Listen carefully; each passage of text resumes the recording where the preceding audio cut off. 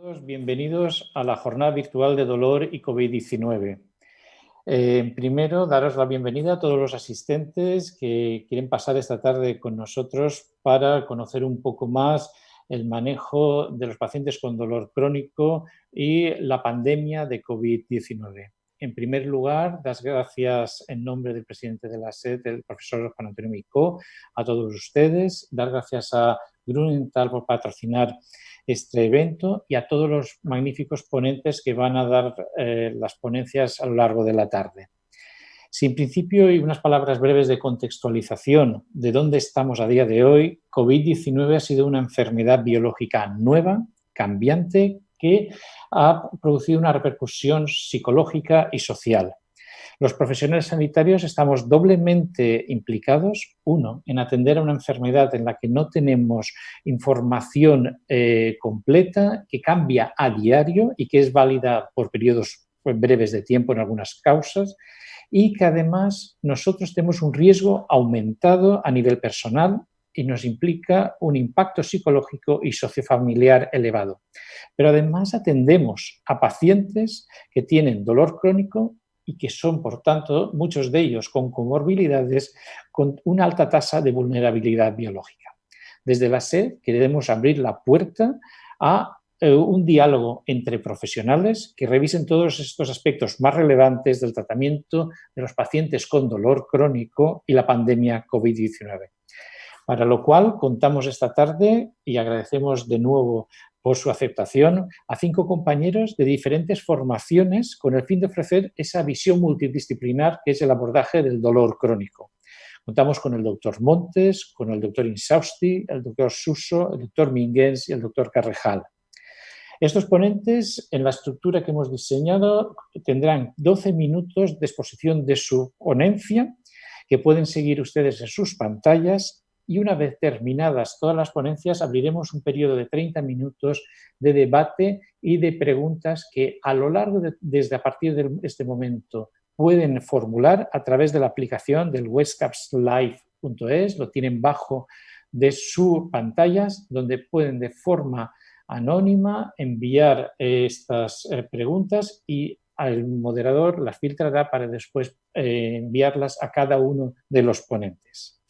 Sin más preámbulos, intentando que nuestros ponentes se adapten también al tiempo estipulado, es un placer saludar introducir al doctor Antonio Montes, jefe de la Unidad del Dolor del Hospital del Mar de Barcelona y presidente de la Sociedad Catalana de Dolor. Buenas tardes, doctor Montes, le cedo la palabra y él nos va a dar una primera visión sobre qué pasa con los fármacos que utilizamos en dolor crónico y la pandemia COVID-19. Bueno, buenas tardes a todos. Bueno, esta situación nos está demostrando que no hay verdades absolutas ni tratamientos milagrosos, como algunos políticos nos quieren hacer pensar que así son. Lo que vamos a hacer en los próximos minutos es hacer una revisión de las diferentes recomendaciones de distintas sociedades sobre básicamente los tratamientos farmacológicos en los pacientes que llevamos habitualmente de dolor crónico. Sobre todo nos centraremos en los antiinflamatorios, los opioides y los corticoides. Bueno, realmente el tema del ibuprofeno es el que saltó primero a la palestra. Eso fue hace ya casi 2 meses, el 14 de marzo del 2020.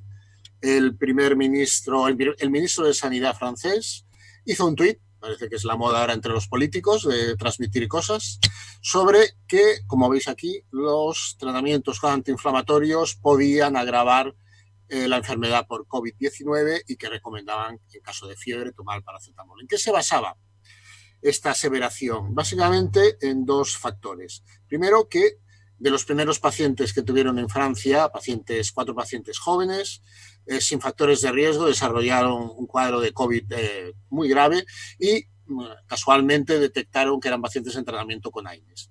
Y el otro hecho era un estudio realizado por el Ministerio de Sanidad francés a nivel de farmacovigilancia, publicado en el 2019 con datos del año del 2000 al 2018, en el cual se habían detectado básicamente en relación a ibuprofeno y ketoprofeno reacciones de tipo infecciones de piel, sepsis, infecciones pulmonares, relativamente en algunos casos graves, y algunos de estos pacientes que tomaban estos tratamientos con antiinflamatorios estaban tratados sencillamente para tratamiento sintomático de la varicela. El NHS inglés, 3 días después, se hizo un poco eco de esta afirmación y también hizo su aseveración de que en pacientes que tomaban AIES era preferible que no lo hiciesen por el riesgo de desarrollar complicaciones más graves en el caso del COVID. Concomitantemente apareció algún estudio, que alguno de ellos ya era antiguo, del año 2009, por el hecho de que algunos fármacos, entre ellos antiinflamatorios y concretamente volvían a hablar del ibuprofeno, pues bien, podía producir un aumento de la transcripción de la enzima de conversión de la angiotensina, lo cual se ha visto que está relacionado con el hecho de poder favorecer la penetración del virus del COVID-19 a nivel celular y, por tanto, a agravar estos cuadros. Bien, unos días después, la EMA, el 18 de marzo, emite este documento que veis aquí, en el cual llega a decir que no existe una suficiente evidencia científica como para demostrar que existe una relación entre el ibuprofeno y el empeoramiento de los pacientes que tienen un cuadro de COVID-19 y recomiendan, pese a todo, el utilizar el paracetamol como primera línea en caso de fiebre por este síndrome. También hay que recordar en esta serie de recomendaciones que han aparecido este mes que se recuerdan algunos estudios ya más antiguos, como este del 2009, en el cual también se demuestra que tanto el ibuprofeno como incluso el paracetamol pueden disminuir la producción de anticuerpos. Bien, ¿qué podemos decir en resumen? En este momento no hay evidencias suficientes que demuestren que ibuprofeno u otros AINES puedan favorecer o empeorar la infección por COVID-19 y que, esto también hay que hacerlo constar, no existe ningún tipo de información en relación a las personas que habitualmente están en tratamiento crónico o habitual con AINES. Pasemos al tema de los opiáceos. Es un tema que hace un mes, en plena época de la pandemia, a mí me preocupó especialmente por la llamada de una paciente que yo llevo hace más de 6 meses en tratamiento con morfina oral de liberación sostenida, 15 miligramos cada 12 horas, bien controlada por un dolor de cáncer de origen ginecológico, y que me llamó toda preocupada porque había oído a nivel de la televisión que ese tratamiento podía favorecer el que tuviese un cuadro de COVID-19. Tuve que convencerla. Este es un documento que es muy correcto, pero que según qué condiciones puede provocar la alarma de ciertos pacientes e incluso que puedan hacer cosas que no serían las adecuadas. Bien, ¿qué tenemos que saber o qué sabemos hoy de los opioides? En primer lugar, siempre aparece este mantra del efecto inmunosupresor, que realmente es únicamente in vitro, también está en vivo demostrado. Otro aspecto muy a considerar, esto es igual para todos los opioides. Por tanto, hemos de mantener el tratamiento crónico con opioides actualmente para nuestros pacientes. En el caso de que queramos iniciar un tratamiento con opioides fuertes, tenemos que ser mucho más restrictivos. Y un aspecto realmente muy a considerar, porque luego hablaremos de la telemedicina. En estos casos, ¿es necesario o no es necesario un seguimiento presencial? Bien, respecto al tema de la inmunosupresión, ese mantra que llevamos ya 15 años hablando de él, han aparecido 2 revisiones recientes, creo que de bastante calidad. Yo recomiendo esta de Paola Sacerdote, es una farmacóloga de la Universidad de Milán, lleva más de 15 años trabajando en este tema, y esta revisión es de hace pocos meses, 4 o 5 meses, y un poco lo que veis, tampoco quiero que os centre mucho en todos los datos, compara todos los estudios realizados en animales, en humanos, in vitro, in vivo, y un poco lo que ya intuitivamente podéis ver es que no todos los opioides se comportan de forma similar contra estos factores de inmunosupresión. Así como con fentanilo, oxicodona, eso parece algo más, que sí sea algo más de evidencia, no así con metadona o con buprenorfina o con otros fármacos, con el talpentadol, que no existe prácticamente ningún estudio realizado. Lo que dicen estas recomendaciones más recientes que han aparecido en el último mes, casi todas ellas coinciden, es que el mantenimiento del opioide, evidentemente de las dosis, que la telemedicina nos ha de servir para controlar esa prescripción y para controlar que las dosis que se están siguiendo son las adecuadas. También nos pueden servir para modificar las dosis de una determinada molécula, o incluso, y esto supongo que el doctor Carlos Suso nos hablará luego, en estas circunstancias que nos llevan a más ansiedad, más depresión por parte de nuestros pacientes, detectar que estos opioides se puedan usar de forma inadecuada para tratar este tipo de sintomatología. Y quizá un tema que puede ser de discusión es si en el caso de que queramos prescribir un opioide fuerte o incluso cambiar el tipo de opioide, si en estos casos la telemedicina es lo más adecuado o deberíamos utilizar una visita de tipo más presencial para valorar mejor el riesgo-beneficio. Es una idea que dejo ahí para la discusión. Y finalmente, en el tema de los corticoides, volvemos a las mismas preguntas. ¿Existe inmunosupresión por los corticoides? ¿Todos son iguales? ¿Influye la dosis? ¿Cuándo hemos de utilizarlo? ¿En qué circunstancias? Bueno, existe bastante evidencia respecto a la administración sistémica de corticoides, que eso aumenta el riesgo de infecciones y que hay una producción de insuficiencia del eje hipotálamo-adrenal. Aunque sí, por otra parte, existen estudios que muestran que en algunos casos esa respuesta inmune en ciertos tejidos se puede ver incrementada.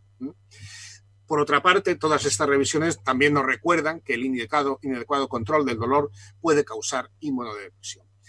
Sociedades como la ESRA, como la ARRA, están en este momento desaconsejando el uso de corticoides, basándose en estudios previos, experiencias previas, cuando se utilizaban en pacientes que estaban sufriendo gripe por otros tipos de virus como la influenza. Muy recientemente, hace pocos días, esta publicación del Spine Intervention Society nos viene a demostrar con estudios cómo sí que es cierto que existe un grado leve de supresión del eje hipotálamo-adrenal con la administración epidural de corticoides. También nos dice que no todos los corticoides producen el mismo grado de supresión, menor en el caso de betametasona y dexametasona, y que también parece tener una relación con la dosis, que es esta inmunodepresión parecería ser dosis dependiente. En el mismo documento también se nos comenta que la administración intraarticular parece producir efectos similares, si bien hay muchos menos estudios realizados.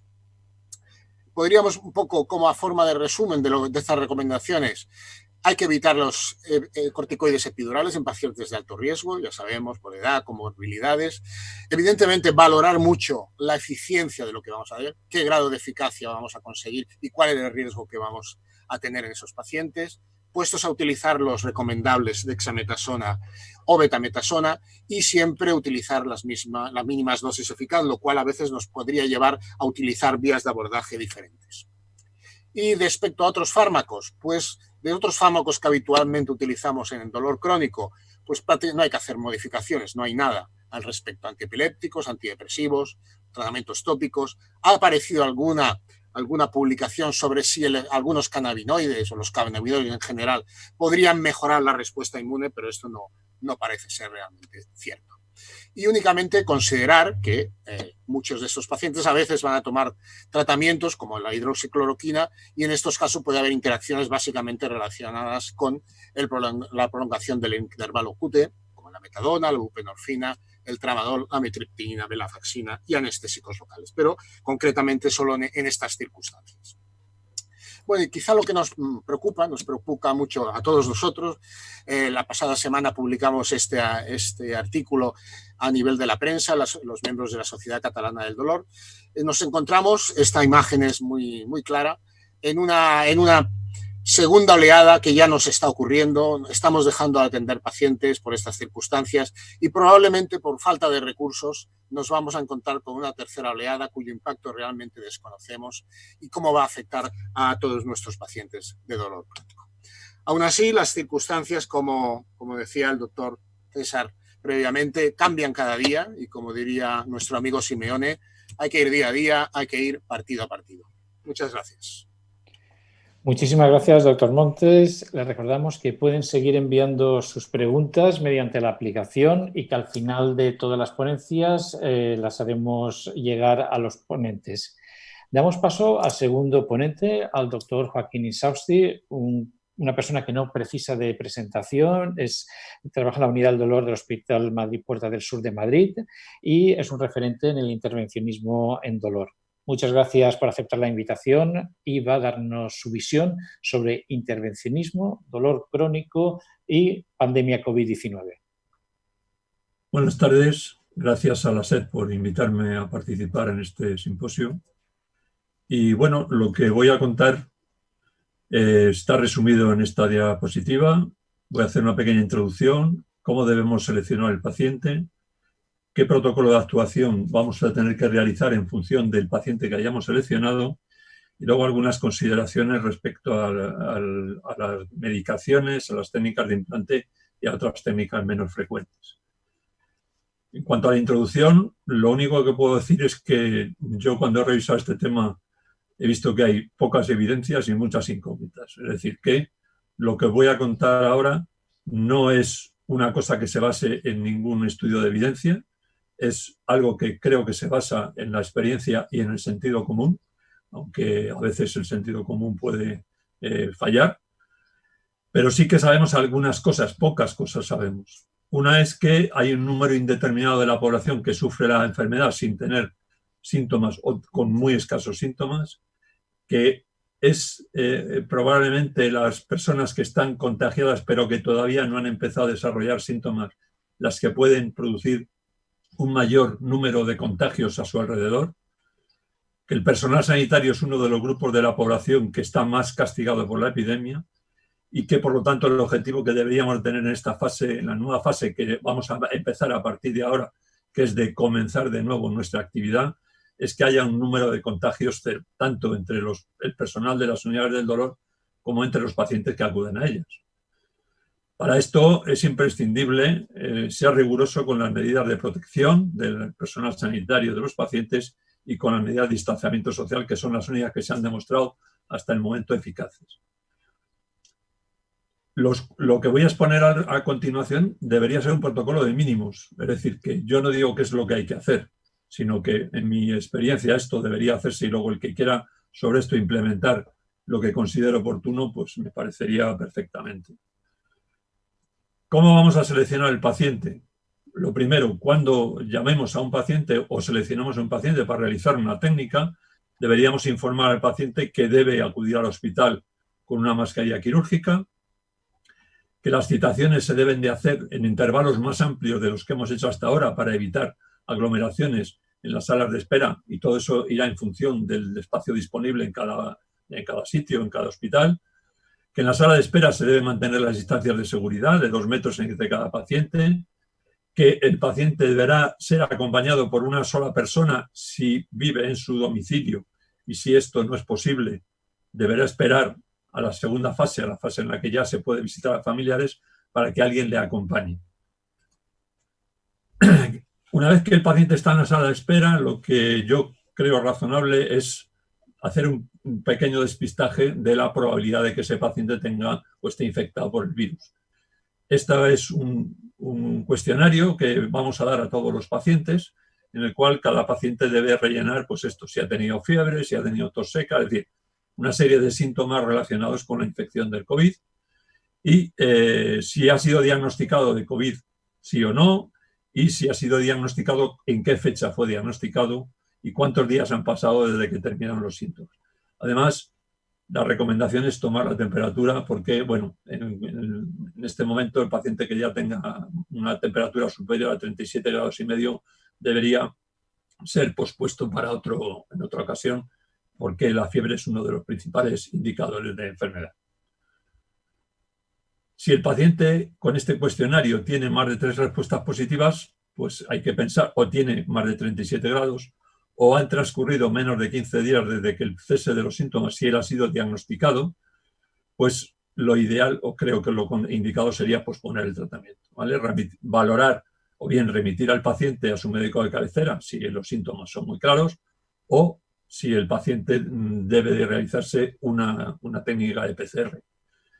También puede ocurrir que el paciente haya tenido todos estos síntomas, pero que traiga una PCR reciente que sea negativa y en ese caso pues habría que asumir que no está infectado. Si el paciente tiene menos de 3 respuestas negativas, pues si no tiene una PCR negativa reciente, pues de nuevo ahí habría que hacer una valoración individual si es conveniente posponer la técnica y qué tipo de técnica se va a realizar, puesto que si vamos a realizar una técnica que puede tener influencia en la situación inmunológica del paciente, probablemente también deberíamos andar con mucho más cuidado. El resto de los pacientes, es decir, aquellos que tienen una respuesta positiva excluyendo la fiebre, pues estos pacientes en principio asumimos que tienen una baja sospecha de posibilidad de COVID-19 y serían los que podríamos hacer o realizar las técnicas. ¿Cómo vamos a actuar en función del paciente que hemos seleccionado?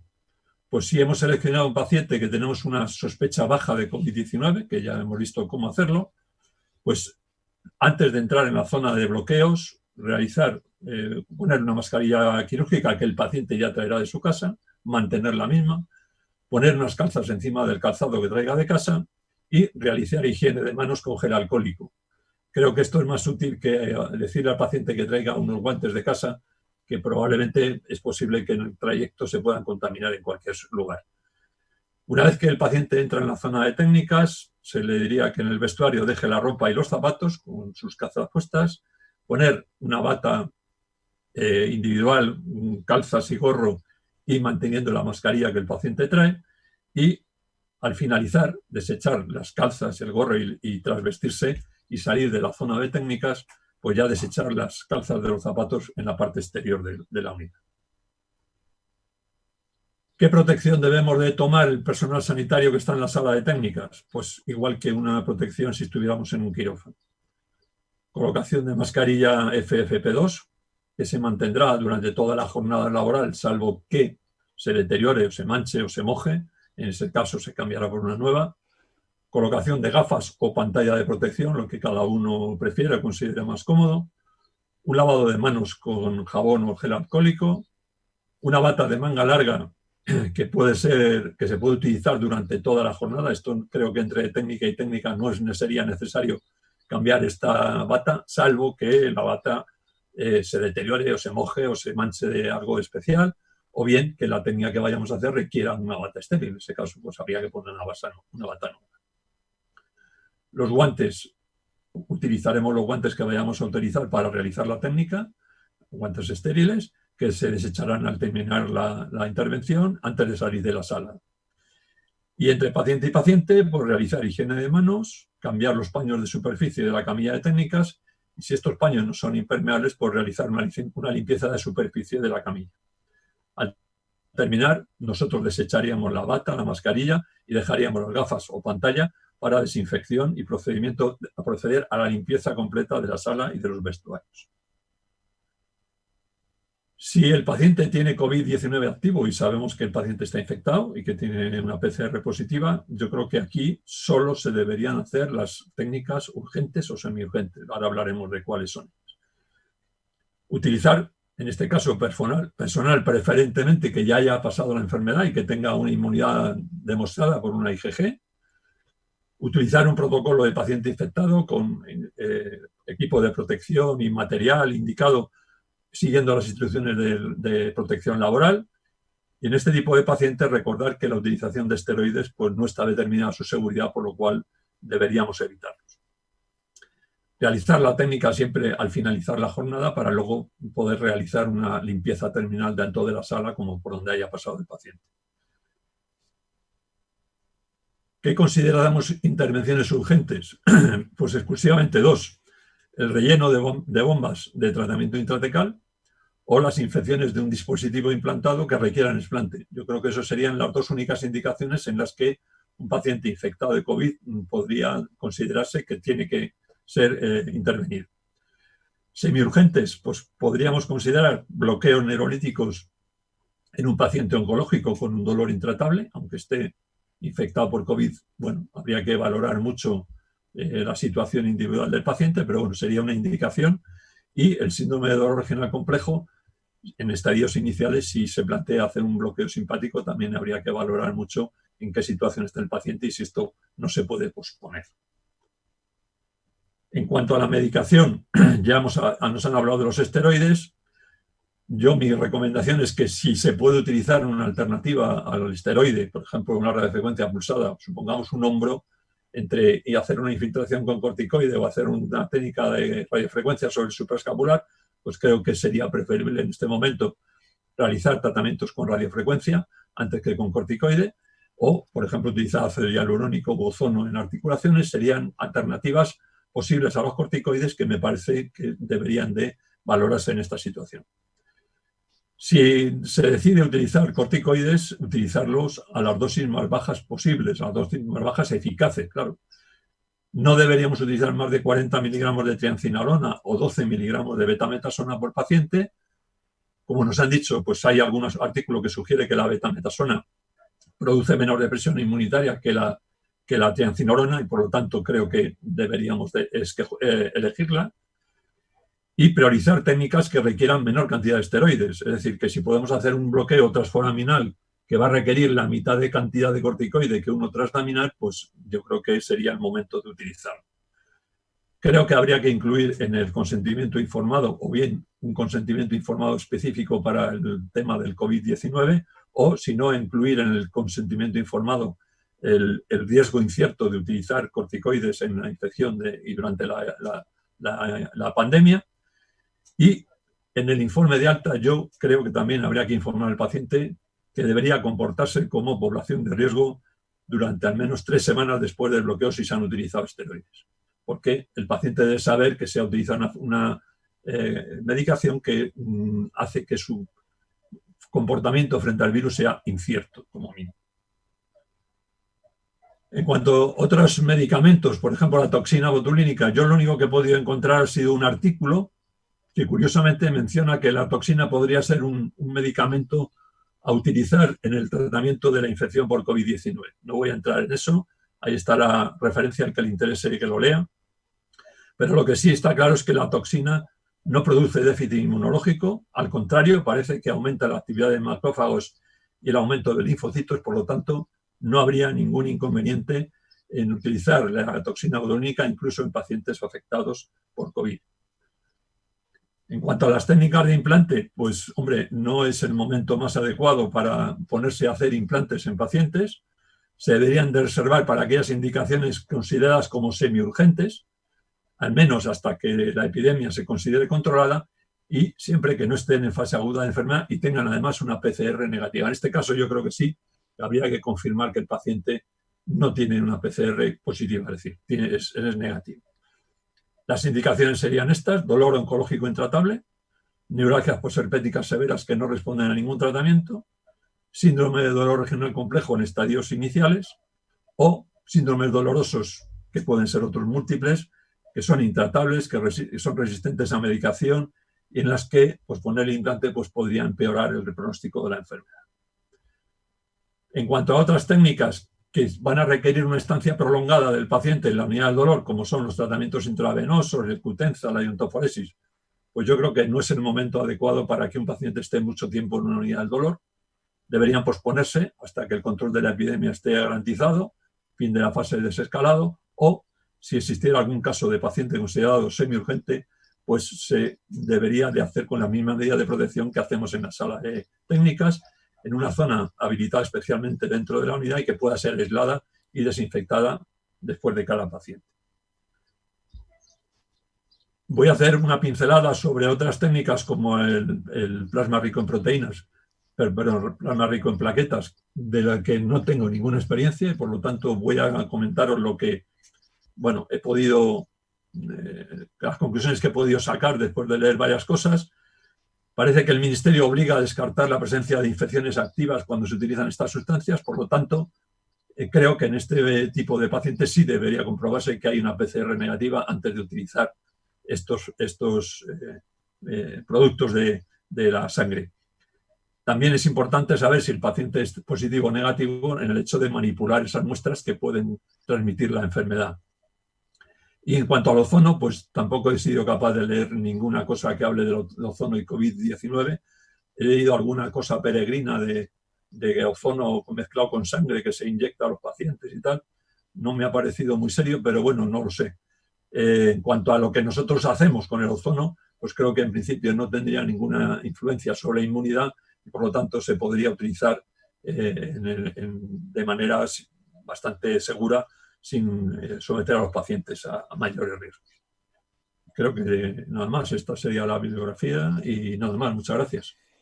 Muchas gracias, Joaquín, por tu aportación y damos paso a la tercera ponencia a cargo del doctor Carlos Suso, profesor ayudante doctor Universidad Jaume I de Castellón de la Plana, es psicólogo y nos va a contextualizar el impacto de la pandemia en lo que se refiere a dolor crónico. Un placer contar contigo. Adelante. Buenas tardes. Y muchas gracias a la SED por la invitación a esta ponencia. Y os hablaré de cuál es el impacto psicológico que esperamos que esta crisis tenga en la población y esto, pues, evidentemente también afecta a los pacientes con dolor crónico y cómo va a afectar al futuro manejo de esta población en nuestras unidades de dolor. Lo primero que os quiero presentar es una fotografía de cómo ha evolucionado el estado de ánimo en España desde el inicio de la cuarentena. Esto es un estudio realizado por la Universidad Jaume I, que represento yo aquí, y el doctor Ramón Martín Brufao de la Universidad de Murcia, y que pues, pone de relieve que el confinamiento pues, tuvo un impacto importante en este caso en la depresión, pero ya os enseñaré otros estados de ánimo. Ha ido mejorando, a pesar de que los niveles están por encima de datos anteriores que tenemos de estados de ánimo pre-crisis.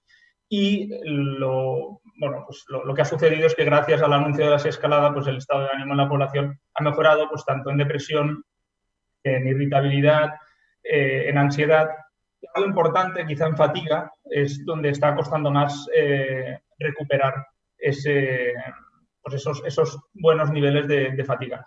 Esto es importante en pacientes con dolor crónico. Sabemos que la fatiga es un componente importante en esta población. ¿Y qué esperamos a nivel de impacto psicológico, a nivel de trastornos psicopatológicos después de la cuarentena? Pues de lo que se está hablando más, justo por la peculiaridad de este trastorno, de cuándo ocurre, es del estrés postraumático. Y de hecho tenemos datos de China que tras un mes desde el inicio de la pandemia, la prevalencia del estrés postraumático ha pasado a ser de un 7%, lo cual son números muy elevados. ¿Por qué es importante el estrés postraumático en concreto en el dolor crónico? Porque a la vez que con otros indicadores de malestar o de discapacidad, el estrés postraumático y la intensidad de dolor comparten unos elementos que los sostienen, que son comunes y que en la literatura se argumenta que podrían retroalimentar la coocurrencia y el aumento de la intensidad de ambos. Algunos de estos pues, podrían ser los sesgos atencionales y de razonamiento, pues por ejemplo, pues conocemos el sesgo atencional que tienen algunas personas respecto al dolor y que eso pues agrava la propia situación, la tendencia a la evitación tanto conductual como emocional. Pues sabemos, esto lo conocemos en dolor y también ocurre en el estrés postraumático. Luego os hablaré un poco de los síntomas para ayudar a detectar si esto está ocurriendo en un paciente, en un compañero, en nosotros mismos. La tendencia a reducir la actividad, pues todos son elementos que nos suenan mucho en dolor y que también ocurren en estrés postraumático, por lo tanto nos tienen que hacer pensar que si ambos ocurren, esto puede aún agravar más la situación del paciente con dolor. Como nos comentaba el doctor Insausti, esto no es un problema solo de los pacientes con dolor. Esta situación, esta crisis, está castigando mucho a los profesionales sanitarios y, por lo tanto, también se ha hablado del estrés postraumático en esta población, en personas que han estado en primera línea haciendo frente, y que continúan estando en primera línea haciendo frente a esta crisis y que tenemos que estar pendientes de su evolución a nivel psicológico. Lo destacaba el doctor Micó en una editorial de la SED, decía que habían recibido noticias de pacientes que les explicaban pues, que su estado de salud pues, había empeorado durante la crisis. Y una cosa que apuntaba, y por eso lo saco a relucir ahora, que es muy importante pues, saber identificar cuáles son aquellos factores de vulnerabilidad que nos van a explicar que una persona esté en mayor riesgo que otra para desarrollar problemas emocionales durante esta crisis. Y ahí es donde nosotros pues hicimos el gran esfuerzo al inicio de la cuarentena de intentar pues, ver cuáles eran de todas las recomendaciones que se habían hecho y de todos los factores de riesgo de los que se hablaban en la literatura, en los medios, cuáles eran aquellos que tenían pues, una evidencia de que en nuestra población en España se asociaban con un peor ajuste a esta situación. Algunos demográficos, por ejemplo, los señalo en amarillo, como pueden ser pues, el hecho de ser más joven, de presentar niveles socioeducativos más bajos. Los estudiantes lo pasaron peor al inicio de la crisis, por bueno, todo el impacto que esto puede llevar seguramente sobre, pues ellos están empezando una etapa importante en su vida y se queda bloqueada y no saben hasta qué punto va a poder retomarse. Y también aquellas personas que trabajaban y que durante la crisis continuaron trabajando, pues, pueden ser los profesionales sanitarios, como comentaba el doctor Richard. También detectamos, pues bueno, nos han dado una serie de recomendaciones en las guías, también detectamos pues, algunas pautas, algunas conductas que realmente se han asociado con un mejor o peor ajuste a esta cuarentena, a esta crisis.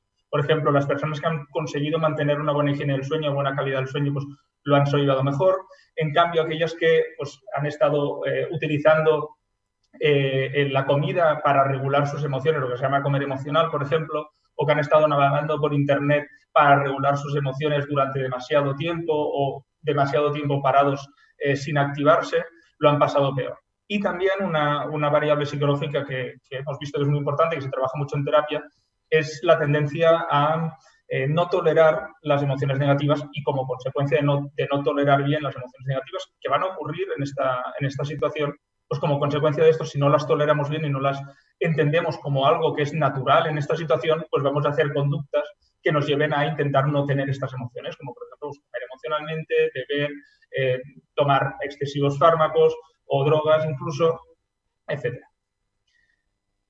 ¿Cuáles serían estos síntomas que nos harían sospechar que pacientes o profesionales pues podrían estar presentando síntomas de estrés postraumático y requerir ayuda? Pues básicamente tenemos que estar pendientes a 4 grandes grupos de síntomas. El primero, pues la presencia de reexperimentación, flashbacks, pesadillas, imágenes no controladas que son intrusivas, sensaciones físicas repentinas y no habituales, pensamientos constantes, rumiación acerca de lo ocurrido, por qué eso ocurrió, por qué eso sucedió, qué podría haber hecho yo para evitarlo y por lo tanto que no hubiera ocurrido. Intentos, esfuerzos para no recordar lo que eso ocurrió y por lo tanto pues intentos de evitar sitios o personas que lo evoquen. Pues por ejemplo, pues intentos de evitar contactar con una persona con quien se vivió un suceso estresante o ir a por ejemplo, ir a quirófano o a un quirófano concreto o a un pasillo concreto, a una sala concreta donde se vivió un suceso estresante relacionado con el COVID. Y por último, una hiperactivación, por estar más irritable, que cueste más dormir o concentrarse de lo habitual. Pensamientos típicos o que pueden ocurrir relacionados con este estrés postraumático podrían ser pensamientos del tipo, pues el mundo es un lugar peligroso, no se puede confiar en nadie, todo lo que me ha ocurrido es injusto, es culpa mía o de otras personas que esto haya ocurrido y que esto se mantenga en el tiempo. Y como os decía, pues a nivel, para regular estas emociones, por este malestar emocional, pues hay que estar pendiente a si detectamos en nosotros o en otras personas conductas del tipo pues abuso de alcohol o de drogas ilícitas o de grandes cantidades de medicamentos para regular estas emociones, grandes cambios de vida, pues por ejemplo una persona que nos indique que de repente quiere abandonar su profesión como profesional de la sanidad por lo que ha ocurrido, o lo contrario, mantenerse demasiado ocupado para no pensar en aquello que sucede. Todo esto son señales de alarma que nos tienen que hacer pensar que algo está sucediendo ahí. ¿Qué tenemos que hacer? ¿Qué podemos hacer si detectamos esto? A ver, lo primero de todo, pues si nos ocurre a nosotros, pues acudir a un profesional que nos pueda ayudar, sea atención primaria o atención especializada en salud mental. Y si es un paciente con dolor, lo mismo, derivarles al servicio indicado. Tenemos, por suerte, tratamientos basados en evidencia, tanto psicológicos, pues tratamiento cognitivo-conductual, terapias más de exposición o más cognitivas, y también tratamientos farmacológicos, sobre todo antidepresivos, para el estrés postraumático. Sin embargo, seguramente, y ahora os justificaré un poco por qué, el futuro nos va a guiar o nos va a pedir que vayamos hacia tratamientos más transdiagnósticos que nos permitan no solo dar respuesta a una patología concreta, como puede ser el estrés postraumático, sino a la comorbilidad con otros trastornos. Sabemos que la comorbilidad en trastornos emocionales, depresión, trastornos relacionados con ansiedad, es muy alta. Puede llegar hasta un 30% o 40% de los casos de personas que no solo tengan un trastorno, sino que tengan varios trastornos. Si además estamos hablando de que la prevalencia del estrés postraumático puede aumentar y sabemos que en pacientes con dolor crónico la prevalencia de trastornos emocionales es del doble o el triple de lo que encontramos en población general, esto nos hace pensar que es muy probable que en pacientes con dolor crónico encontremos pues, un perfil común de pacientes con varios trastornos psicopatológicos. Claro, dar un tratamiento para cada uno de estos trastornos va a ser poco eficiente y ahora existen ya evidencia de que los tratamientos transdiagnósticos que trabajan sobre los elementos comunes, fijaros que antes os hablaba de factores comunes que existen detrás de la experiencia de dolor, discapacidad, estrés postraumático, pues con esta misma idea de que hay factores comunes detrás de diferentes trastornos, los tratamientos transdiagnósticos, en concreto el protocolo unificado, ya tienen evidencia de que funcionan para mejorar el bienestar de pacientes, incluso que presentan pues eso, diagnósticos diferentes o incluso comorbilidad.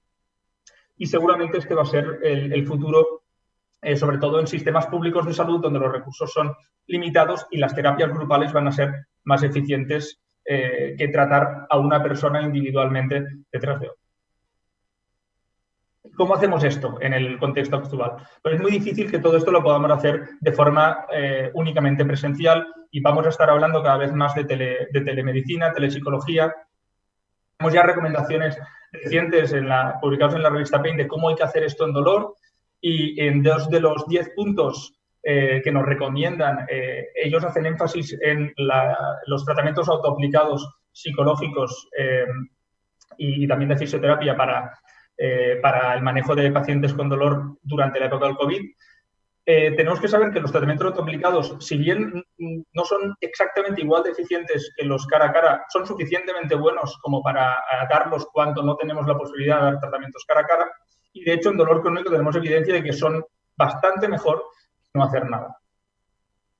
También podemos utilizar estos tratamientos incluso para mejorar lo que hacemos cara a cara. Y nos hablaba el doctor Montes de cómo utilizar la telemedicina para, pues, por ejemplo, detectar el uso aberrante de medicación. Pues podemos utilizar telemedicina para ayudarnos en los tratamientos presenciales, además de pues, para dar tratamientos autoaplicados, por ejemplo, psicológicos. Todo esto con el objetivo de evitar un deterioro del funcionamiento de nuestros pacientes que al final vamos a tener que atender de alguna forma y si la vía presencial va a ser más compleja, pues complementarla con la telemática y con el objetivo último de que pues, estén a salvo, estén a gusto y no tengan que estar constantemente visitando a los servicios de urgencia. Y esto es todo. Muchas gracias. Muchísimas gracias, Carlos. Damos paso a otro punto de vista multidisciplinar, que sería el punto de vista de la rehabilitación, la funcionalidad y el dolor crónico. Contamos con el doctor Joan Minguens, que es jefe de rehabilitación del EOCSI de Ourense, Berín y Obarco de Valderrobas, que pondrá el foco en este manejo de pacientes con terapia física. Bienvenido.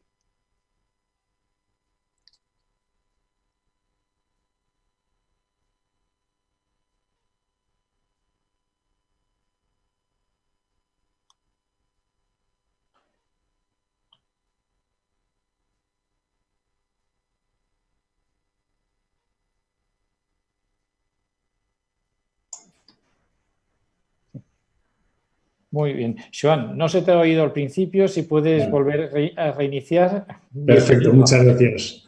Mis primeras palabras serán de agradecimiento tanto al doctor Margarit como a los compañeros de la SED por invitarme a participar esta tarde. Un auténtico placer. He estructurado esta presentación en 5 puntos. El último punto es casi una pequeña reflexión y los otros 4 los ven ahí todos ustedes. El rol de los servicios de rehabilitación durante la pandemia, qué papel puede tener la teleasistencia y la rehabilitación a distancia, va a representar eso, el principio de un cambio en el abordaje terapéutico y qué estrategias debemos desarrollar para el control a distancia de estos pacientes. Seguramente hacer una generalización sería tremendamente injusta, pero probablemente los servicios de rehabilitación, en su inmensa mayoría en todo el territorio español, pues sufrieron un primer momento de desmantelamiento, de destinar parte de sus instalaciones pues, a otros usos clínicos, fundamentalmente las instalaciones destinadas a tratamientos de fisioterapia por su amplitud, que pues, tienen utilidad en crear unidades de observación o de especialización de cortes. Muchos de nuestros compañeros pues, también han trabajado en primera línea de batalla, bien actuando en urgencias, bien atendiendo a pacientes COVID desde el momento inicial o bien atendiendo a pacientes que, siendo COVID, pues, requerían también la actuación del servicio de rehabilitación dentro de las actividades propias del servicio. En cualquier caso, creo que los profesionales de rehabilitación en ningún momento perdimos la perspectiva y estuvimos pendientes del discurrir de los acontecimientos porque éramos conscientes de lo que se venía encima. Y se venía encima una situación que esta publicación de la Sociedad Británica de Rehabilitación Médica ha expresado de una forma excelente, que es el fénix que resurge de las cenizas, y no en el sentido de solamente de que el servicio de rehabilitación tenga que volver a montarse, sino que es una oportunidad buena para construir y buscar sinergias y mejorar aquellos puntos flojos detectados por esta pandemia, no solo en nuestros servicios, sino en nuestro sistema sanitario en general. Sí que es cierto, además, que nuestros pacientes afectados por COVID se encontraron en una situación terrible tras la fase aguda y también tiene sentido decir que intentamos que ese ave fénix resurja de esas cenizas tras esa infección. Los británicos, que son muy pragmáticos, han desarrollado este organigrama, este protocolo estructurado en diversas fases, en la que quería llamar la atención fundamentalmente al papel de la rehabilitación ya en la fase aguda. No solo en lo que es la detección y selección de los pacientes candidatos a tratamiento, sino en una prescripción temprana adecuada para hacer un tratamiento de rehabilitación en la fase hiperaguda. Evidentemente, el resto de las perspectivas y el resto del discurrir del proceso COVID pues, se va adaptando tanto a las necesidades que tiene el paciente como a la estructura. Y la Organización Mundial de la Salud, a finales del mes pasado, fecha del 27 de abril, elaboró este documento de posicionamiento y recomendaciones, básicamente pues, para que si tenemos una segunda pandemia, un segundo brote, pues que actuemos de una manera diferente o que mejoremos todas estas perspectivas. Lo estructuran en 4 puntos, he señalado los 3 primeros porque el cuarto son recomendaciones en base a los 3 anteriores y estas recomendaciones estarían destinadas pues, a gestores sanitarios, a responsables de política sanitaria, así como a mandos intermedios.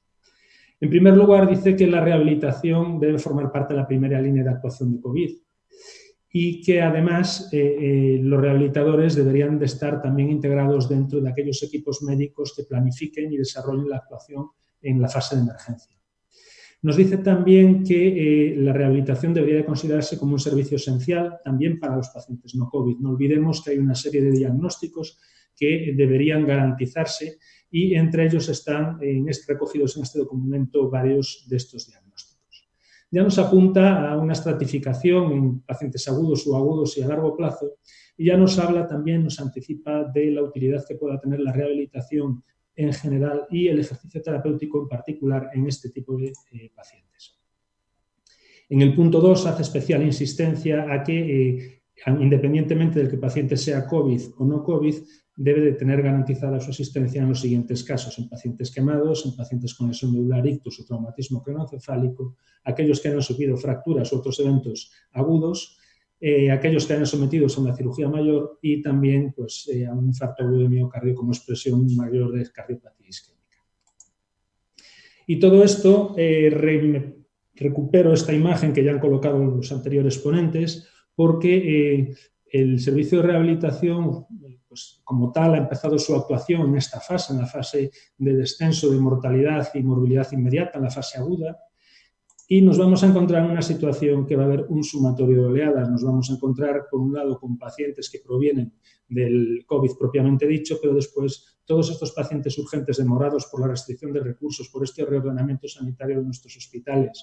Los pacientes preferentes, que aquí no aparecen en la oleada, pero también están ahí. Y finalmente, el impacto que se derive del cese en la atención a los pacientes crónicos, esa cronicidad también va a generar una curva que yo, aquellos que me conocen, soy un optimista empedernido, pues he suavizado bastante, porque también creo que nuevamente seremos los sanitarios los que tendremos que hacer un esfuerzo ingente para frenar esa curva y que no se dispare a términos inasumibles.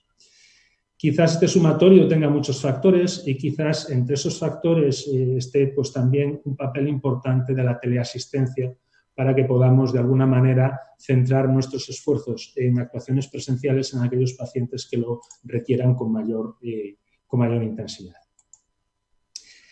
Tenemos que plantearnos hacer teleasistencia, rehabilitación a distancia.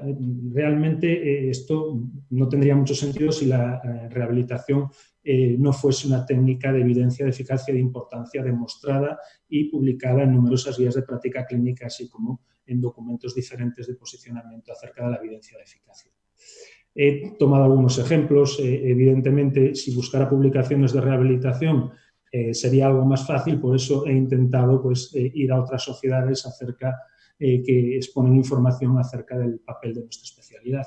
Y, por ejemplo, en esta guía de la Sociedad Española de Reumatología, a la que se puede acceder bien directamente desde el Ministerio de Sanidad o bien a través de las guías neozelandesas, pues nos dice que el primer escalón terapéutico es la rehabilitación en muchas de las espondiloartropatías.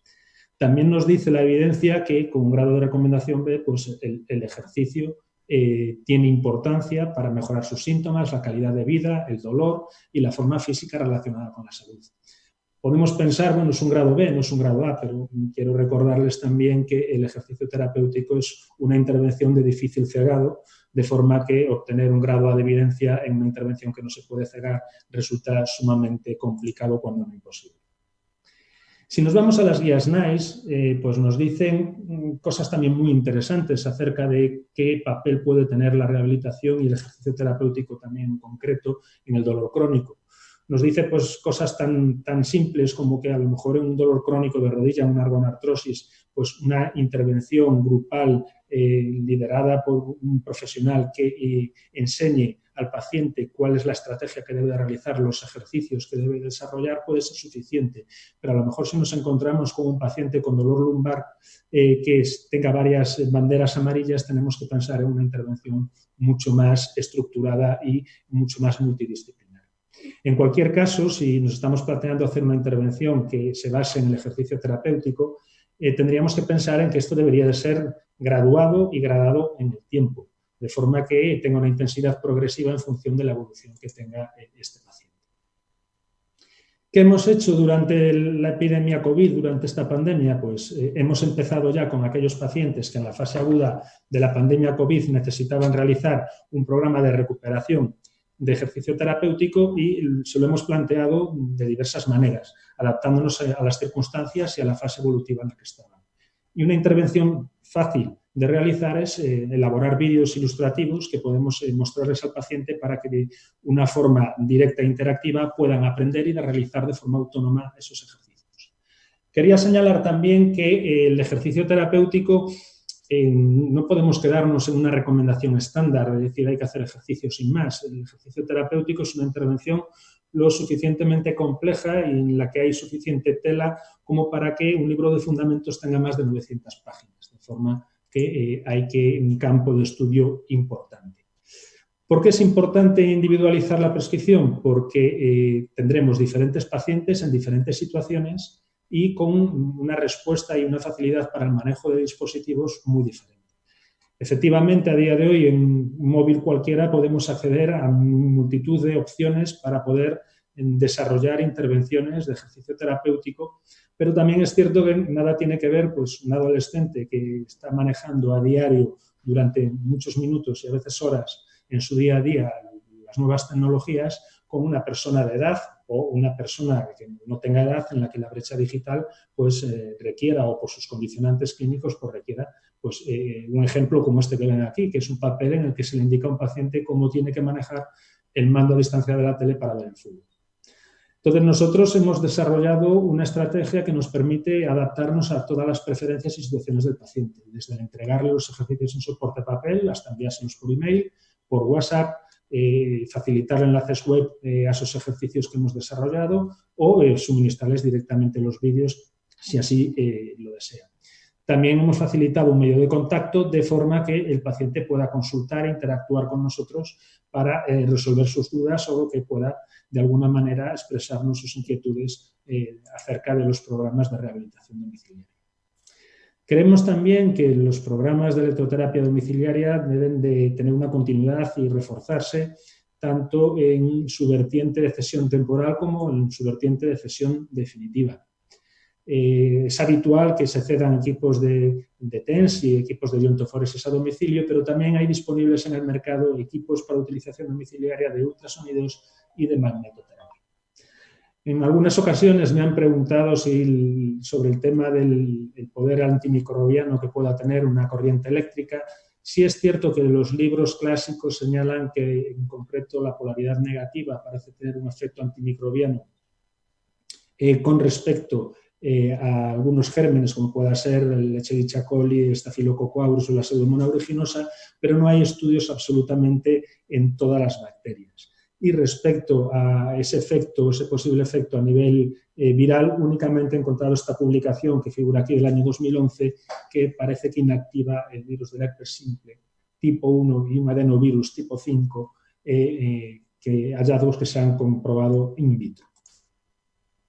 Tenemos además un montón de opciones disponibles que podemos reutilizar o aprovechar para nuestro beneficio en la teleasistencia o modalidades de rehabilitación a distancia y que nos permiten pues, hacer tanto una intervención como un seguimiento a largo plazo. He escogido estas 4, pues aquí la Profibro es una app que está destinada a pacientes con fibromialgia, en la que diariamente les pasa un test analgésico, les pide que evalúen su estado de ánimo, les pide que evalúe una EVA diaria y les recomiendo una serie de ejercicios en base a la situación en la que están. Tiene todo un feedback que puede el paciente remitir a su médico responsable. El programa, la app de Escuela de Espalda es magnífica, tiene desde información exhaustiva de todo lo que es el proceso en sí, adaptado a los ejercicios, medios de interacción, es realmente magnífica, está desarrollada por unos compañeros de Navarra. Y estas dos, pues Rehand es un programa de rehabilitación que es quizás más fácil de manejar si no tiene una tablet, para la rehabilitación de la musculatura intrínseca de la mano, que también nos facilita un control de los ejercicios y un control y un feedback para el prescriptor. Y Bifrail es un programa que está pensado para la prevención de fracturas en pacientes osteoporóticos, intentando evitar fragilidad y caídas. Todos ellos pues, los podemos rentabilizar y aprovechar para hacer tanto ese seguimiento como esa prescripción y ese control de nuestros pacientes. ¿Estamos ante el principio de un cambio en el abordaje terapéutico? Pues probablemente sí, o seguramente sí, pero no para todo ni para todos. Seguramente tenga utilidad para poder seleccionar qué paciente tiene que hacer una valoración presencial y cuáles pueden manejarse no presencial, priorizarlos en base a su urgencia preferencia. Podemos desarrollar una anamnesis que nos facilite luego la consulta presencial, lo que son pruebas complementarias, la prescripción. Tenemos que buscar también modalidades de cuestionarios que nos permitan hacer un seguimiento telemático.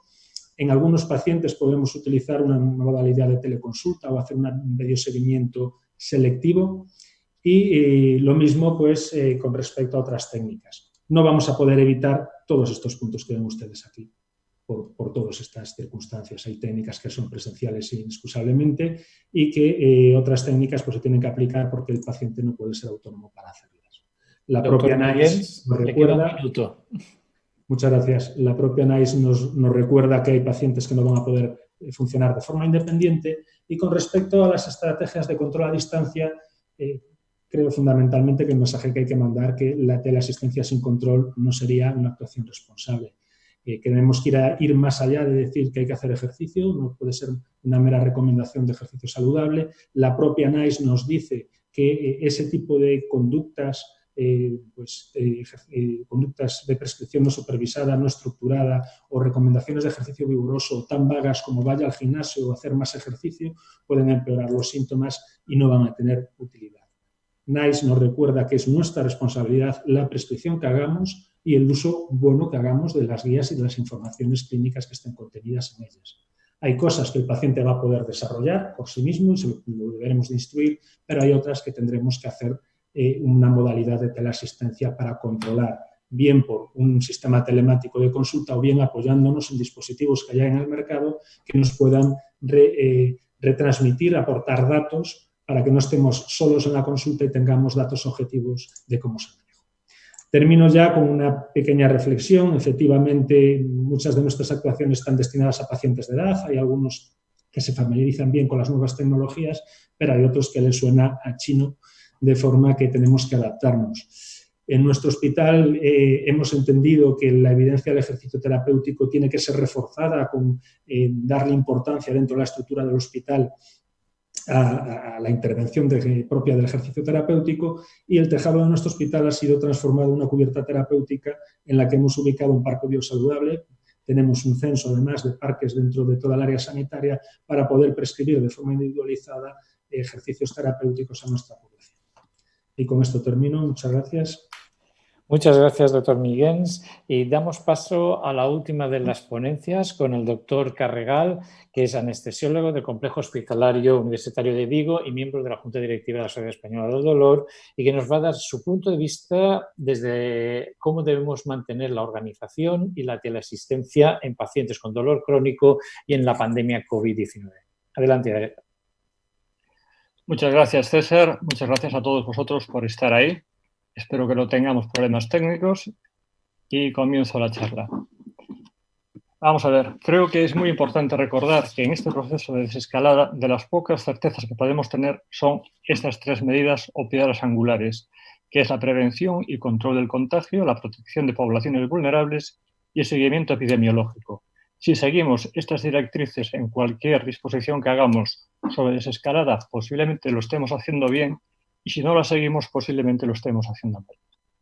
La SED ha elaborado las siguientes directrices o recomendaciones a la hora de que un paciente pueda asistir a una consulta externa de dolor. Creemos que la vía telemática es la mejor y el paciente debe autorizar este tipo de asistencia. Debemos diferenciar entre pacientes urgentes, preferentes y diferibles. Los pacientes que sean COVID positivos conocidos seguirán un circuito diferente. Se ha de minimizar el tiempo de espera al máximo y mantener una distancia de seguridad mínima de 2 metros en las salas de espera. Creemos que es interesante realizar una lista de control un día antes de la vista del paciente y verificarlo igualmente antes de que éste entre en consulta. Debemos tener disponibilidad de geles desinfectantes y mascarillas quirúrgicas, mostrar las normas de protección y hacer una desinfección de la consulta entre paciente y paciente. Pensamos que se debe priorizar en este momento de desescalada los tratamientos farmacológicos y los de rehabilitación, como hemos visto hace poco. Y debemos reforzar los mensajes orientados hacia la salud y destacar sobre todo, como se vio también antes, el enfoque biopsicosocial, que está demostrando tener bastante utilidad por medios telemáticos. La selección de pacientes. Algo ya se ha hablado de esto. Mi opinión coincide básicamente con la de Isausti, y creo que urgentes son los recambios de bomba intratecal, especialmente aquellos pacientes que tengan fármacos que puedan producir síndromes de abstinencia. Valoración de pacientes que puedan, con implantes que puedan tener una complicación infecciosa, y dentro de los pacientes preferentes y que quizás tengamos que asistir en directo, sean pacientes oncológicos no estables, pacientes con dolor neuropático no estable, aquellos pacientes en los cuales detectemos problemas de consumo o riesgo psicológico, como se destacó antes, o cuando nosotros como médicos tengamos dudas diagnósticas o necesitamos realizar una exploración física. Para mí el sentido común me dice que es preferente todo aquello que de una forma razonable yo no he podido resolver o diagnosticar de forma telemática y que además tenga al paciente en una situación de estrés físico y emocional. Aquí siempre va a haber un sesgo subjetivo. Preparación de la consulta. Creo que es muy importante intentar prepararla previamente haciendo una revisión de la historia clínica del paciente con las pruebas pedidas o que estén pendientes, ver las últimas incidencias asistenciales por si ha tenido un ingreso por infección o por el propio COVID, revisar si tiene pruebas diagnósticas de COVID-19 y realizar la verificación telefónica de la comprobación del listado del COVID-19. Y también debemos, para mí es muy importante especificar con claridad qué problemas vamos a resolver en la consulta presencial. La preparación de esta consulta puede disminuir el tiempo de visita presencial y, por lo tanto, disminuir el riesgo de contagio. La lista de comprobación, para mí hay dos grandes parámetros, los indicadores clínicos y los epidemiológicos. Y este es un gran momento para que las enfermeras puedan tomar parte en esta desescalada, ya que pueden hacer este tipo de actuación. Pueden, de forma telemática, entrevistar al paciente y ver, por ejemplo, indicadores clínicos. Para mí los más importantes quizás sean fiebre y síntomas respiratorios, y también si tienen síntomas gástricos, anosmia o signos cutáneos. Dentro de los epidemiológicos he destacado pues, contactos previos con pacientes infectados que puedan residir en residencias de ancianos o que sean población de riesgo por tener más de 60 años, cardiopatía, broncopatía, diabetes o hipertensión arterial. ¿Qué debemos hacer cuando el paciente llega a la sala de espera? Yo creo que la toma de temperatura es una actividad costo efectiva, simple y que nos puede discriminar en ese momento. Debemos revisar la lista de comprobación del COVID que hemos mencionado anteriormente, verificar que la mascarilla está en correctas condiciones de uso y si no, dar una nueva, preguntar sobre necesidades de ayuda al paciente, instruirle cómo lavar las manos antes o desinfectarlas antes de pasar a la consulta y recordarle que mantenga la distancia de seguridad. Pensamos que en las salas de espera no debe haber más pacientes que los citados. Existe la posibilidad de pedir que los acompañantes esperen en el coche en zonas distantes y al acabar la consulta se les podría llamar para que vengan a recoger al paciente o para que sepan que ha acabado y puedan marchar. Pensamos que hay que proteger a los pacientes de riesgo. Esto es difícil. Alguna idea que hemos tenido, hemos hablado, es que a lo mejor se pueden citar a primera hora cuando haya menos concentración de pacientes en la sala, o si estamos usando la telemedicina, usar los intervalos donde estemos teleconsultando para concentrar a estos pacientes y no haya tantas personas en ese momento en la sala de espera. Pero estas son ideas que hay que desarrollar y que a veces son difíciles de implementar. ¿Cuál es mi opinión sobre la consulta? Bueno, pues que tiene que haber el mínimo personal posible, mantener la distancia de seguridad si nos lo permite y disminuir al máximo el tiempo de consulta, ya que esto minimiza el riesgo de contagio. ¿Cómo lo conseguimos? Preparando la historia previamente. Posibilidad de evitar la exploración o limitar las zonas que nosotros pensamos que son verdaderamente importantes y deberíamos tener la EPI que considere el hospital o el servicio de medicina preventiva para cada uno de nosotros. Creo que es el momento importante de entregar el consentimiento informado si decidimos realizar una técnica y explicarle las salvedades propias que acontecen en este periodo de pandemia. ¿Qué debemos hacer después de la consulta? Bien, desinfección de las partes que se han usado, ventilación si es posible y la gestión telefónica por parte de la secretaria de estas citas. Y aquí ya también empieza la entrada de la telemedicina. La telemedicina, en mi opinión, es una parte más de lo que es la telesalud y es la parte que quizás esté más desarrollada en el momento actual y está más centrada en lo que es diagnóstico y monitorización de pacientes, mientras que la telesalud es mucho más amplia, engloba a la telemedicina y, entre otras cosas, también se ocupa de la interacción con sistemas automáticos o interacción con recursos de información. Existen muchas publicaciones actualmente sobre el uso de la telemedicina y sobre todo en el contexto del dolor. Y se sabe que es caballo ganador. Todo el mundo va a apostar por la telemedicina, como hemos estado viendo, y hay evidencia para muchas intervenciones. La telemedicina deriva básicamente de la necesidad de dar asistencia en entornos lejanos o de difícil acceso, regiones socioeconómicamente deprimidas y a un precio sostenible, pero siempre sin disminuir la calidad asistencial. Para mí, ¿la telemedicina qué es? Pues es precisamente ahorrar viajes, trayectos, evitar aglomeraciones en la sala de espera, poder consultar en lugares remotos y además creo que es sostenible. ¿Qué tipos de telemedicina disponemos en la actualidad? Pues de una forma muy sintética podemos hablar de la telemedicina síncrona, que es el manejo de información médica en tiempo real, tanto con el paciente como con un especialista. Esto sería una llamada telefónica o una videollamada simple, ¿no? La síncrona, que consiste en el almacenaje y posterior uso de la información. Para mí el ejemplo sería la consulta electrónica. Y por último tenemos la modalidad de monitorización remota, que nos permitiría el control de la evolución de los pacientes de forma remota y, como veremos, tenemos alguna plataforma en nuestro sistema público de salud. Para mí, ¿cómo resumiría la telemedicina? Básicamente que es algo muy versátil. Cualquier ancho de banda se puede utilizar para comunicarnos con un paciente. Tendremos que saber escoger cuál y para quién, pero tenemos muchas posibilidades por delante. En el Sergas, ¿qué herramientas tenemos de telemedicina? He destacado tres, lo que creo que es la consulta electrónica, Telea, que es un sistema de monitorización, como después explicaré, y la consulta telefónica, que en estos momentos está implementada en primaria. La consulta. Nosotros hemos tenido una experiencia propia de implantación de la consulta para remitir pacientes desde primaria a nuestra unidad de dolor. Y hemos publicado recientemente los resultados. ¿Y qué pensamos de esta herramienta? Pues básicamente que permite establecer un protocolo de remisión con primaria, lo cual es muy importante y máxime en este momento, porque además nos permite establecer niveles de prioridad de los pacientes y permite organizar nuestras agendas. Y además nos hemos dado cuenta que establece una red de comunicación con todos los centros de salud de nuestra área de trabajo, lo cual es muy importante para un manejo eficiente del paciente. Con respecto a Telea, es otra herramienta que está implementada en nuestra historia electrónica y que próximamente también será dotada de videocámara, aunque en la actualidad no, y cuyas ventajas fundamentales es que permite establecer un protocolo de revisión del paciente basado en procesos, y aquí podríamos incluir dolor, por ejemplo.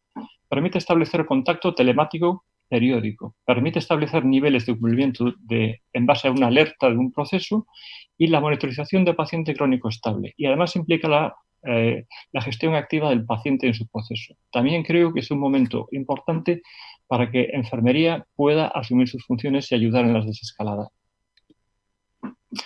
Me han preguntado sobre la regulación de la telemedicina. Evidentemente sabéis que no soy abogado y en mi vida lo seré y no me gusta, pero he hecho algunas averiguaciones y lo que dice todo el mundo es que hay un problema de uniformidad legal. Hay muchas leyes, son muy dispersas, pero no hay uniformidad. Y además tenemos leyes europeas, españolas y autonómicas. Bajo el punto de vista europeo, existe quizás la más conocida, es la Directiva 211/24/UE, donde nos dice o nos habla de los derechos de los pacientes en asistencia sanitaria transfronteriza y para ello se puede utilizar la telemedicina.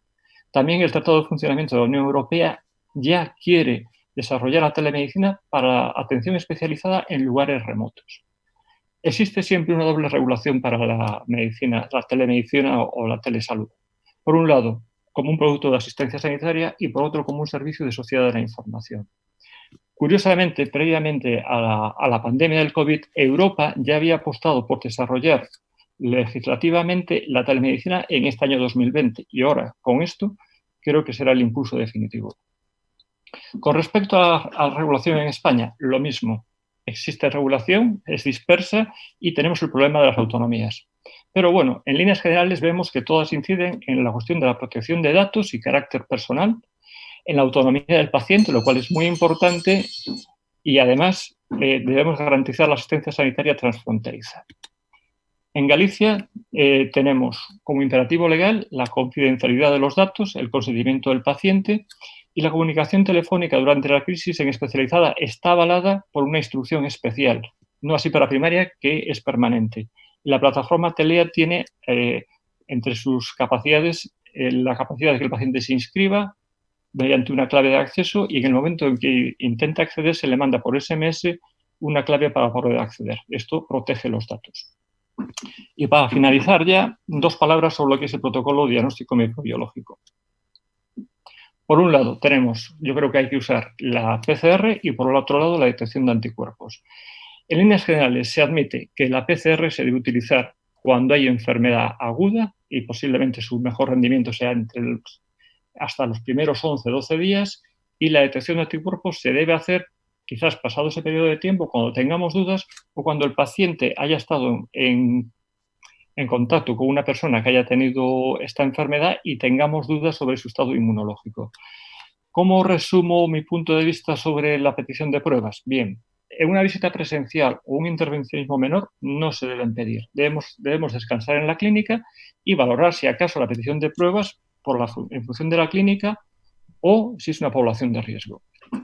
Para técnicas intervencionistas mayores, entonces sí creo, y aquí hablo de implantes, básicamente, creo que debemos hacer una prueba diagnóstica, tener claro que el paciente no está infectado y si tuviésemos dudas, presentar consulta al servicio de infecciosas de nuestro hospital. Y ya para terminar, simplemente que en la nueva era quizás veamos cosas tan extrañas como esta y muchas gracias por vuestra atención. Muchísimas gracias, Alfonso.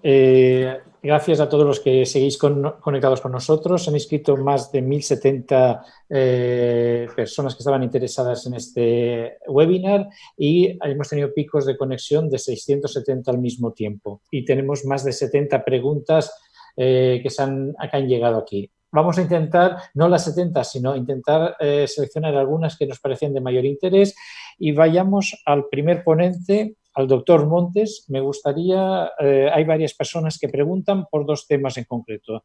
Ha hablado de los antiinflamatorios, ¿qué pasa con los COX-2? Y si se pueden usar o no. Y después, si en su presentación iniciaría una rotación de opioides mediante telemedicina. Bueno, respecto a la primera pregunta, en todo lo que he revisado al respecto, aunque en algún artículo se habla de la posibilidad de que el comportamiento de los COX-2 sea diferente, no he encontrado ninguna evidencia realmente científica en ese sentido. Todos son hipótesis. Respecto a la segunda, yo lo he apuntado ya en mi presentación, y es que yo creo que en un caso de iniciar un nuevo opioide o derrotar opioides, salvo que las características del paciente por su edad o por su riesgo, por otros factores, nos disuadan de tener que venir, en estos casos, y esto es una opinión personal, creo que deberíamos hacer una visita presencial. Es una opinión personal, balanceando, como decía el doctor Insausti, el riesgo y el beneficio. Perfecto, muchas gracias. Para el doctor Insausti, preguntan si debemos evitar el número de intervenciones, si debemos de ser lo más rápido posible las personas con más experiencia para realizar las técnicas intervencionistas. Algunas personas plantean bloqueo diagnóstico o directamente radiofrecuencia o directamente toxina sin anestésico local. Bueno, yo hay una cosa que siempre me ha llamado la atención durante esta pandemia y es el término guerrero, ¿no? Estamos en guerra y aquí vale todo. Y yo creo que no, que aunque no estamos en guerra, estamos en medicina y no vale todo. Es decir, que lo que hemos hecho toda la vida y lo que tiene evidencia sigue teniendo evidencia, y creo que aunque haya una epidemia no debemos de hacer cosas que no hemos hecho antes y que no tengan evidencia o que no tengan justificación. Que hacer un bloqueo diagnóstico puede suponer para un paciente someterle a un riesgo mayor, sí, pero tampoco vamos a hacer una técnica sin tener la evidencia de que esa técnica va a ser útil.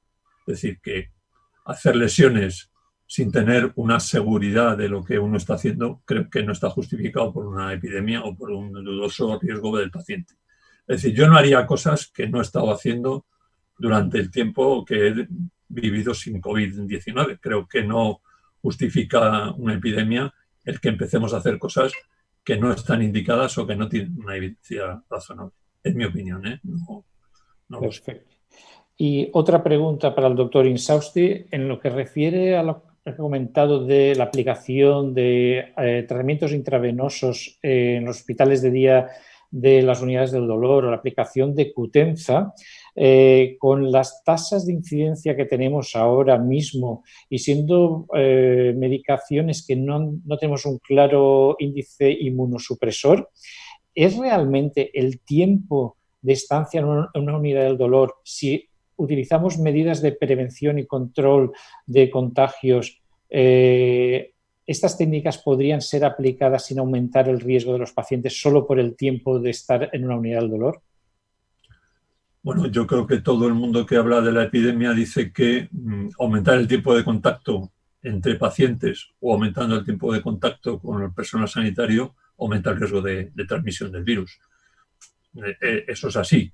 Luego, yo creo que lo que hay que hacer en estos pacientes es valorar mucho la indicación. Es decir, si es imprescindible, si es demorar ese tipo de tratamiento le va a suponer al paciente empeorar su pronóstico, pues entonces adelante a hacerlo. Pero si el paciente puede esperar un mes, 2 meses, es decir, en una situación en la que la pandemia esté por lo menos más claramente controlada que ahora, pues yo creo que es beneficio para todos, para el paciente, para el personal y para todo el mundo. También es una opinión personal, desde luego. Muy bien. Y la última anotación que han hecho es en sus recomendaciones. Usted decía que utilización de FP2 a la persona que realiza la técnica, ¿también si no se generan aerosoles? Sí, yo creo que debemos de protegernos. Es decir, que utilizar una mascarilla quirúrgica en una sala de técnicas a mí me produce mucho pudor, porque no te estás protegiendo. Esa mascarilla quirúrgica favorece el que el paciente, si está contagiado, no contamine, pero a ti no te está protegiendo. Entonces, si quieres protegerte, deberías de utilizar mínimo una FFP2, o por lo menos esa es la información que tenemos. Si te pones una mascarilla quirúrgica, tú no vas a contagiar al paciente o vas a disminuir la probabilidad de contagiarle, pero tú no te estás protegiendo. Creo que, en mi opinión, deberíamos utilizar una mascarilla que nos protegiera, que en este caso es de lo que se trata. Aunque fuésemos en contra de las directrices hospitalarias epidemiológicas que diferencian riesgos de aerosolización o riesgo bajo o alto. Yo ahí no me puedo meter. Yo no voy a decir que nadie vaya en contra de lo que su hospital ha determinado. Yo, si puedo, utilizaré una FFP2. Si no puedo, pues utilizaré lo que me dejen utilizar, evidentemente. Durante esta epidemia hemos tenido que estar en esta situación muchos momentos, ¿no? De utilizar lo que nos han dejado o lo que nos han permitido. Bueno, entonces cada hospital tendrá su servicio de prevención y cada hospital determinará qué es lo que hay que hacer. Pero yo, como responsable o al que le han encargado este tipo de charlas sobre protección, creo que deberíamos de protegernos lo máximo posible. Muy bien. Para el doctor Suso hay varias preguntas y una de ellas es, aunque ha hablado un poco de esto, ¿cómo manejaría la telemedicina de soporte psicológico en poblaciones habitualmente no tecnológicas? De hecho es muy representativo, lo encontramos en pacientes con dolor crónico, en poblaciones de edad avanzada, con distintas tecnologías.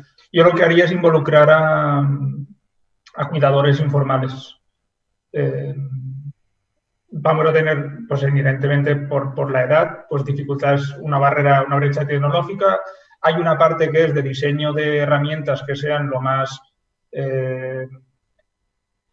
aceptables y lo más utilizables posible por esta población, es decir, que no sean herramientas muy complejas, pero a la vez pues vamos a tener que involucrar a cuidadores informales. Y si no son las parejas, porque ambos son de edad avanzada, pues vamos a tener que involucrar a hijos. Sí, sin duda. Muy bien. Y una cosa que se cierne en la distancia, pero no improbable, pero que tenemos que tener en cuenta es si tenemos un repunte. Si volviésemos a entrar en una dinámica de pandemia generalizada, este año la IAS ha catalogado el año mundial en favor de la prevención del dolor crónico. ¿Podríamos hacer ya algún tipo de prevención por si tuviésemos que volver a confinarnos o pacientes tuviesen que volver a estar limitadas en sus actividades? Sí, pero yo de hecho, nosotros lo primero que hicimos, y de hecho, más allá de publicar, que también nos interesa mucho publicar los resultados de lo que hemos trabajado, lo primero que hicimos con los datos que obtuvimos es hacer una guía de 8 consejos sobre cómo sobrellevar mejor la pandemia, el confinamiento en base a nuestros resultados. Hay que hacer esfuerzos en esa dirección porque si esto vuelve a ocurrir, no podemos partir de cero. O sea, tenemos ya ciertos conocimientos y cierta evidencia y tenemos que utilizarla. A la vez, estamos hablando de telemedicina, de tratamientos autoaplicados. Por ejemplo, yo pertenezco a un laboratorio de psicología y tecnología que nos dedicamos al desarrollo de tecnología para problemas de salud mental, pero también en dolor mucho. Bueno, de hecho, con el doctor Montes hemos trabajado con la aplicación Monitor de Dolor y que desarrollamos en nuestro equipo. Todos estos desarrollos tecnológicos tenemos que empezar a utilizarlos ya. O sea, tienen que, evidentemente, pues hay que pasar una serie de fases, pues igual que en un fármaco, si esto acaba siendo algo que se prescribe, pues una aplicación que se prescribe y que pasa a estar dentro de la cartera, pues va a haber una regulación al respecto. Pero esto vamos a tener que empezar a pensar en ello porque vamos a tener que dar algún recurso para que si esto vuelve a ocurrir, las personas en su casa puedan hacer algo. Entonces, esto tenemos que empezar a modificarlo. Nosotros lo hacemos a través de ensayos clínicos, pero evidentemente hay que dar el salto de la investigación a la práctica clínica. Y esto no, bueno, pues pasa por regulación, se están haciendo ya cosas, pero evidentemente pues la telemedicina y la telepsicología va a jugar un papel importantísimo en el futuro, y más si esto que está comentando doctor Margarit acaba ocurriendo, que es que hay repuntes. Perfecto, muchas gracias. Para el doctor Miguens tenemos varias preguntas y casi todas abarcan un poco la multidisciplinariedad. Lo primero, ha habido varios compañeros de atención primaria, es ¿cómo puede llegar esta teleasistencia de la rehabilitación a atención primaria? Es una pregunta muy buena. Nosotros, por ejemplo, hemos protocolizado dos procesos, como es el dolor lumbar y como es la gonalgia artrósica. Y son tremendamente diferentes. La gonalgia artrósica es un proceso más sencillo en su manejo y, sin embargo, el dolor lumbar sí que requiere mayor actividad presencial y mayor actuación multidisciplinar. En el caso del dolor lumbar, parte del organigrama y del protocolo de actuación se desarrolla en primaria y solamente aquellos casos que cumplen una serie de requisitos son derivados bien al principio por su situación clínica a nuestro servicio o bien por fracaso de técnicas previas. En el caso del dolor lumbar y el papel que puede tener la teleasistencia, si quisiéramos centrarnos exclusivamente en el rol de la teleasistencia o la telerehabilitación en un paciente con dolor lumbar, pues tendría que responder como buen gallego con un depende, porque nada tiene que ver el paciente que vive a 85 kilómetros del hospital que el paciente que vive en la misma ciudad, porque los recursos y la disponibilidad es distinta. Sí es cierto que esta pandemia lo que ha evidenciado es que hay profesionales no sanitarios que han dedicado parte de su tiempo de forma altruista a instruir en ejercicios a las personas que se pudiesen conectar mediante diferentes dispositivos y tenían varios miles de personas conectados a franjas horarias que a lo mejor favorecidas evidentemente por el confinamiento, pero en franjas horarias poco atractivas. Y sin embargo, pues estoy hablando de 3.000, 5.000 personas conectadas repitiendo los ejercicios que profesionales indicaban. Entonces, pues a lo mejor en un área sanitaria como la nuestra, con población dispersa y envejecida, pues a lo mejor tenemos que plantearnos el utilizar la televisión de Galicia, la televisión autonómica, para en determinada franja horaria, pues realizar un programa de ejercicio saludable para nuestros mayores. O tenemos que plantearnos que dentro del propio centro de salud haya en el aula de sesiones una disponibilidad para que los pacientes puedan ver o visualizar de nuevo ese vídeo o esos ejercicios que le hemos indicado. O bien aprovechar las salas de espera para hacer proyecciones tanto informativas como de actualización respecto a determinados procesos. Estoy pensando pues, en insistir a los pacientes, recordarles normas fundamentales o suministrarle algún tipo de información que sea fácil, píldoras breves y directas y concisas para que lo tengan presente y se les recuerde temporalmente. Somos todos, igual que las empresas farmacéuticas dedican esfuerzos en recordarnos novedades farmacológicas, nosotros tenemos que dedicar esfuerzos en recordarle a nuestros pacientes aquellas pautas saludables para su proceso. Y una pregunta muy breve. ¿Cómo vería, esta pregunta se la plantea un médico rehabilitador a otro médico rehabilitador? Le han preguntado en el chat si usted considera que este sería el momento de empezar una telemedicina con consulta compartida, unidad del dolor, rehabilitación en patología musculoesquelética, ver los dos profesionales directamente al paciente por telemedicina para ajustar revisiones y en patología musculoesquelética valorar funcionalidades, ortesis o optimizar recursos. Vale. Entiendo que estamos pensando en una modalidad de consulta de acto único, de forma que 3 especialistas en este caso estemos atendiendo al mismo paciente en un formato de teleconsulta. Bien, ahí entiendo que el paciente pues, ya ha sido explorado, está estudiado, ha realizado su proceso y estamos intentando ahorrarle conexiones al paciente para que no esté pues, media hora con cada uno de nosotros intentando ajustar ese procedimiento.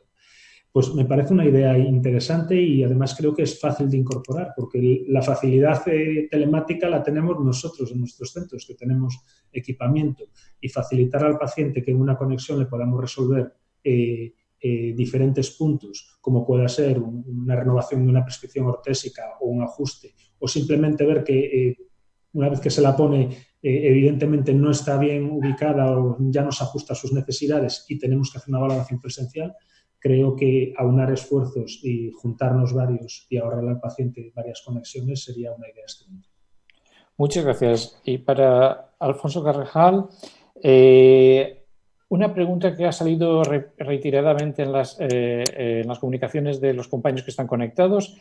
¿Realmente sería un reto para la telemedicina el formar a los pacientes en teleexploración?